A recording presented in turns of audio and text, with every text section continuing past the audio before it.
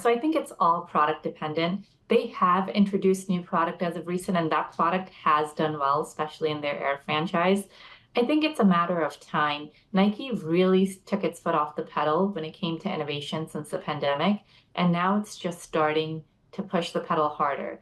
It won't happen overnight. We think it's going to take at least 6 to 12 months. So this year, their fiscal 2025 will be a wash year. It will be down. And I think we will have to look past that in another 6 months. But I do think that Nike has the ability to bring back innovation. It is the largest athleisure brand.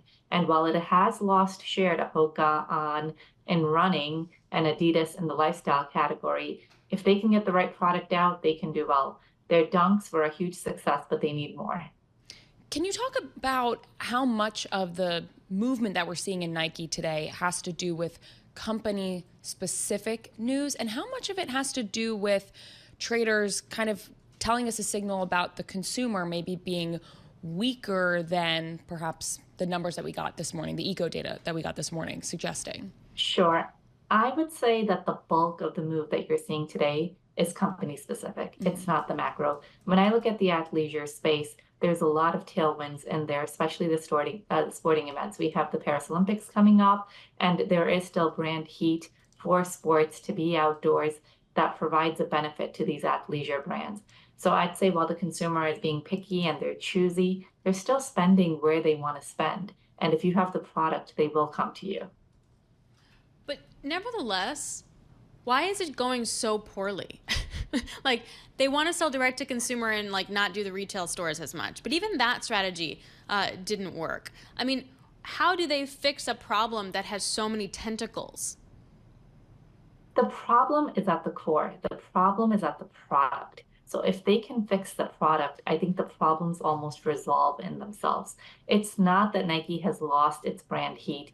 They still in basketball are the most preferred brand. They have the best sports players. They have the highest endorsers. It's really in lifestyle where they're struggling and they've lost share. And you could say in running too. Those are the two categories that they need to bring forward more innovation. So I think the answer to their problem is product. It's innovation. And Nike just needs to push harder, and we'll have to watch execution to see over the next 6 months if they can really deliver on what they're promising. So Emily, wait, so you do have Nikes or you don't? It's the Adidas ones that you don't have, the Sambas you don't have. I don't have the Sambas, but it really is incredible. I mean, I like to think that I follow like sneaker trends, and the Adidas Sambas is a lifestyle sneaker that is so popular and has really driven a lot of Adidas's growth. Poonam, are you saying that Nike kind of has to come up with a product similar to that, kind of a product that everyone on the street is, I guess, obsessed with and wants to wear? Yeah, absolutely. And they did, right? They had the Air Forces, which were a lifestyle shoe. They had their Dunks, which became a lifestyle shoe, but they need more. They need to continue to keep innovating because now they're comping those tough comparisons and they just need more innovation. So it's really, really getting the product right here. I just, like, how much more can you innovate a sneaker? Like, I mean, this is such a dumb question. I don't wear sneakers. I have a weird foot. I got to wear Bionics. Like, my feet are old feet. But, I mean, how hard is it to innovate a sneaker? Well, I mean, the Samba's not really that innovative, right? I mean, I grew up wearing Sambas as a kid. So it's about just getting people comfortable and getting the trend right, getting the look right, the feel right, and being where the customer is and really bringing your brand forward with those customers. Look, Nike's still the largest activewear brand. It's still the dominant player in sneakers. And Hoka and On are very small compared to Nike. So when they grow double digits, it's a small fraction of what Nike's sales are.